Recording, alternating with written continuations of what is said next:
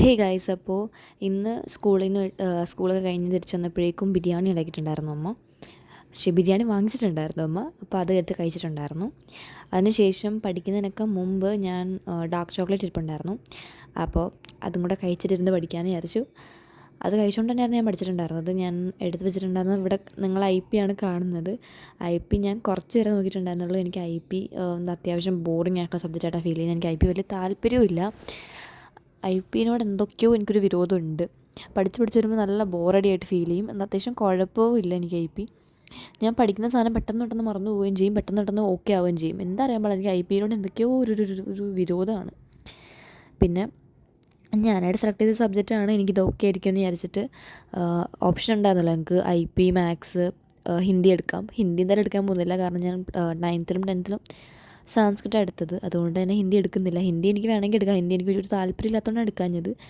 പിന്നെ ഉണ്ടായിരുന്നത് മാത്സാണ്. മാത്സ് എന്തായാലും വേണ്ട. മാത്സ് 10th-ലെ മാത്സ് നമുക്ക് പഠിക്കാൻ പറ്റുന്നില്ല, പിന്നെയാണ് 11th-ലെ മാത്സ്. അപ്പോൾ മാത്സ് എടുത്തില്ല. ഞങ്ങളുടെ സ്കൂളിൽ അപ്ലൈഡ് മാത്സ് അതൊന്നുമില്ല. നമുക്ക് ബാക്കിയുള്ളത് പോലെ തന്നെ മാത്സ് തന്നെ ഉള്ളത്. അപ്പോൾ അതെന്തായാലും വേണ്ടെന്ന് വെച്ചിട്ട് മാത്സ് എടുത്തിട്ടുണ്ടായിരുന്നില്ല.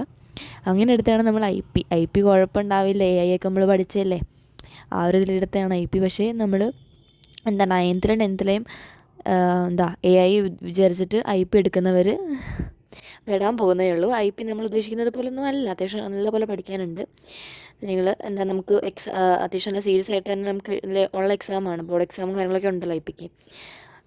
AIയുടേത് പിന്നെ 50 മാർക്ക് മാർക്കൊക്കെ അത്യാവശ്യം കുറവായിരുന്നു. 50 മാർക്കിൻ്റെ പേപ്പറൊക്കെ ആയിരുന്നു. പക്ഷേ ബോർഡ് എക്സാമിനും 12th-നൊക്കെ നമുക്ക് അതല്ലല്ലോ ഉള്ളത്. 80 മാർക്കിന് തന്നെ പേപ്പറുണ്ട്. അപ്പോൾ ഈ പ്രാവശ്യം കുറച്ചും കൂടെ സീരിയസ് ആയിട്ട് എനിക്ക് എടുക്കേണ്ട ഒരു സബ്ജക്റ്റാണ് IP. പിന്നെ IPയും AIയും തമ്മിൽ വ്യത്യാസം ഉണ്ടോയെന്ന് ചോദിച്ചാൽ വലിയ ഇതില്ല. എന്നാലും AI ആണ് കമ്പാരിറ്റീവ്ലി ഈസി എന്ന് നമുക്ക് പെട്ടെന്ന് തന്നെ പറയാൻ പറ്റും. പിന്നെ IPയിൽ കുറേ കാര്യങ്ങൾ നമുക്ക് പഠിക്കാനുണ്ട്, അതാണ് പ്രശ്നം. പിന്നെ IP ഞാൻ മാറ്റി വെച്ചു, എനിക്ക് മടുത്തു IP പഠിച്ചിട്ട്. പിന്നെ IPക്ക് നമുക്കൊരു ദിവസം ഫുള്ളുണ്ട്. സൺഡേ എനിക്കുണ്ട് ഫുള്ളായിട്ട് പഠിക്കാനായിട്ട്. സൺഡേ കഴിഞ്ഞിട്ട് പിന്നെ മൺഡേ ആണ് ഞങ്ങളുടെ IPയുടെ എക്സാം. അപ്പോൾ അത്രയും ദിവസം ഉണ്ടല്ലോ എന്ന് വെച്ചിട്ട് ഞാനത് മാറ്റി വെച്ചു.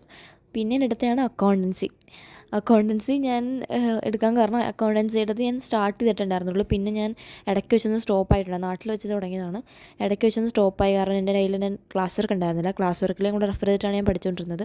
അപ്പോൾ ക്ലാസ് വർക്ക് ഇല്ലാത്തതുകൊണ്ട് തന്നെ അത് സ്റ്റോപ്പ് ചെയ്തിട്ടുണ്ടായിരുന്നു നാട്ടിൽ വെച്ചിട്ട്. പിന്നെ വീട്ടിൽ വന്നിട്ട് പഠിക്കാം എന്ന് വിചാരിച്ചു. ഇപ്പോൾ വീട്ടിൽ വന്നിട്ട് പിന്നെ ഞാനത് നോക്കിക്കൊണ്ടിരിക്കുകയാണ്. ഗൈഡ് ഇപ്പോൾ ഞാൻ എടുത്തിരിക്കുന്ന റെഫറൻസ് ബുക്ക് അത്യാവശ്യം നല്ലതായതുകൊണ്ട് തന്നെ അതിൽ നോക്കിയിട്ട് എനിക്ക് അത്യാവശ്യം മനസ്സിലാവുന്നുണ്ടായിരുന്നു. എനിക്ക് കുറച്ചും കൂടെ ക്ലിയർ ആവുന്നുണ്ടായിരുന്നു കാര്യങ്ങളൊക്കെ. പിന്നെ ഞാൻ എൻ്റെ നോട്ട്ബുക്ക് കൂടെ നോക്കുന്നുണ്ടായിരുന്നു. ഞങ്ങളുടെ മാഡം തന്നിരിക്കുന്ന നോട്ട് അടിപൊളിയാണ്. അപ്പോൾ ഞാൻ രണ്ടും കൂടെ റെഫർ ചെയ്തിട്ടാണ് ഇവിടെ നോട്ടും പ്രിപ്പയർ ചെയ്തുകൊണ്ടിരിക്കുന്നത്. രണ്ടും കൂടെ റെഫർ ചെയ്യും, പിന്നെ എനിക്ക് മനസ്സിലായ കാര്യങ്ങളും രണ്ടും കൂടെ റെഫർ ചെയ്യും. പിന്നെ അത് എനിക്ക് എങ്ങനെയാണോ മനസ്സിലായത് ആ രീതിയിൽ ഞാൻ ആ ബുക്കിലേക്ക് എഴുതും. അങ്ങനെയാണ് ഞാൻ നോട്ടും കാര്യങ്ങളൊക്കെ ഉണ്ടാക്കിക്കൊണ്ടിരിക്കുന്നത്.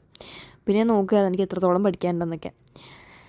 അപ്പോൾ അത്യാവശ്യം നല്ല ഡീറ്റെയിൽഡ് ആയിട്ടുള്ള എക്സ്പ്ലനേഷൻ അതിനകത്തുള്ളത്. അതുകൊണ്ട് തന്നെ നമ്മൾ നോക്കി എഴുതണം. അതിനകത്ത് എല്ലാം കൂടെ വാരി വലിച്ച് എഴുതേണ്ട ഒരു ആവശ്യമില്ല.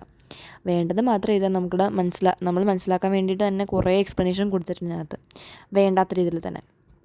അപ്പോൾ ഏതായാലും ഞാൻ അത്യാവശ്യം അത്ര മാത്രമേ ആ ദിവസം പഠിച്ചുള്ളൂ. കാരണം എനിക്ക് സ്കൂളിൽ പ്രാക്ടീസും കാര്യങ്ങളൊക്കെ ആയതുകൊണ്ട് തന്നെ നല്ല ടയേർഡാണ്.